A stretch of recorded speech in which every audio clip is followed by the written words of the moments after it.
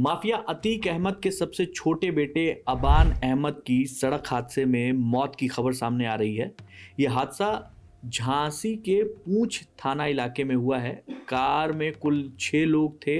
इनमें से 3 लोगों की जान चली गई है, जबकि 3 लोग घायल हैं।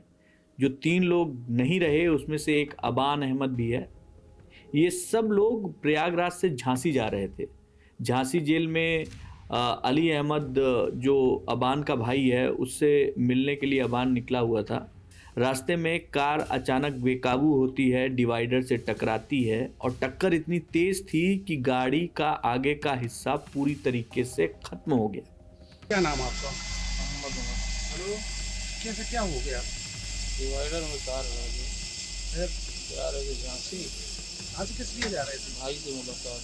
कौन भाई? अली भाई, कौन कौन था उसमें? अबान भाई थे, हम थे, और फारूक भाई थे, और सोनू भाई थे, और जैद भाई थे। फिर तो डिसबैलेंस होने से गाड़ी टकरा गई डिवाइडर में, उसी में सब लोग गए।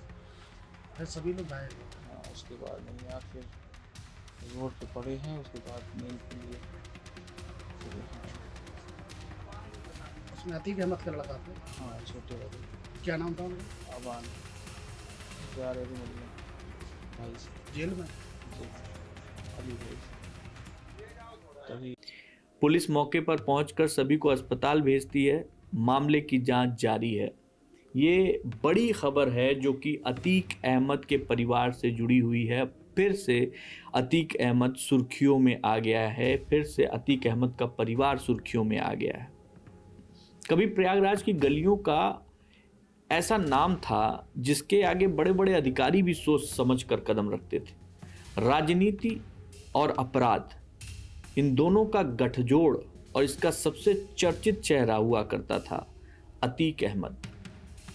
लेकिन आज वही परिवार लगातार ऐसी खबरों में है जो सिर्फ अपराध की नहीं बल्कि एक पूरे साम्राज्य के बिखरने की कहानी बयां कर रही है। सबसे छोटे बेटे अबान अहमद की जो सड़क हादसे में मौत की खबर सामने आई है, ये खबर वाकई इसी कड़ी का हिस्सा है। सवाल तो खड़े होंगे भाई, क्या ये सिर्फ एक हादसा है या फिर कुछ और, या फिर उस परिवार की कहानी का एक और अध्याय जिसने कभी उत्तर प्रदेश की राजनीति और अपराध की दुनिया में अपना अलग साम्राज्य बनाया था। आज इसी पे चर्चा करना चाहता हूं। उत्तर प्रदेश का एक ऐसा दौर था जब अतीक अहमद का नाम केवल एक व्यक्ति का नहीं बल्कि एक नेटवर्क का पर्याय माना जाता था। 5 बार का विधायक, 1 बार का सांसद, सैकड़ों आपराधिक मुकदमे और राजनीति से लेकर ठेकेदारी तक गहरी पकड़, यानी ऐसा रसूख जिसे चुनौती देना आसान नहीं माना जाता था। लेकिन साल 2023 वो साल साबित हुआ जब इस पूरे ढांचे को बदल दिया गया। सबसे पहले उमेश पाल हत्याकांड ने पूरे देश का ध्यान अपनी ओर खींचा था, याद कीजिए। इसके बाद अतीक का बेटा असद अहमद पुलिस मुठभेड़ में मारा गया। और फिर 15 अप्रैल 2023 जब पुलिस कस्टडी में मीडिया के कैमरों के सामने अतीक अहमद और उसके भाई अशरफ की गोली मारकर हत्या की गई। उस रात सिर्फ 2 लोगों की जान नहीं गई थी, उसने उस डर और प्रभाव की छवि को भी गहरा झटका दिया जो सालों से अतीक के नाम से जुड़ी हुई थी। इस घटना के बाद से लगातार जो घटनाएं होती रहीं, चीजें बदलती रहीं। अवैध संपत्तियों पर कार्रवाई हुई, गैंग के कथित आर्थिक ढांचे पर दबाव पड़ा, परिवार के कई सदस्य जेल में रहे या कानूनी मामलों का सामना करते रहे। जो बेटे नाबालिग थे उन्हें भी एक समय बाल संरक्षण गृह में रखा गया था, बाद में उन्हें रिश्तेदारों को सौंप दिया गया। अब 2026 सबसे छोटे बेटे अबान अहमद की सड़क दुर्घटना में मौत की खबर सामने आई है। रिपोर्ट्स की माने तो उसकी कार झांसी में एक डिवाइडर से टकराई थी। कुछ रिपोर्ट्स में यह भी कहा जा रहा है कि वो अपने भाई से मिलने जा रहा था जो जेल में बंद है।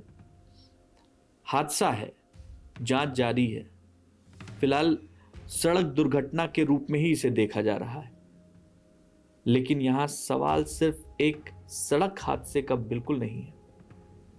यहाँ सवाल उस परिवार का है जिसने कभी उत्तर प्रदेश में शक्ति, डर और राजनीतिक प्रभाव का एक प्रतीक बनने की कोशिश की थी। आज उसी परिवार के कई सदस्य या जेल में हैं, या कानूनी मामलों में उलझे हैं, या अब इस दुनिया में ही नहीं रहे। यहाँ ये समझना भी बहुत ज़रूरी है कि किसी भी परिवार का प्रभाव केवल एक व्यक्ति के दम पर नहीं चलता, वो चलता है राजनीतिक संरक्षण से, आर्थिक नेटवर्क से, स्थानीय प्रभाव से, और सबसे ज़्यादा उस डर से जो लोगों के मन में बैठाया जाता है। और जब लीडर खत्म होता है, नेतृत्व खत्म होता है, जब लगातार कानूनी कार्रवाई होती है, जब आर्थिक ढांचा टूटता है, तब ऐसे नेटवर्क कमज़ोर पड़ने लगते हैं।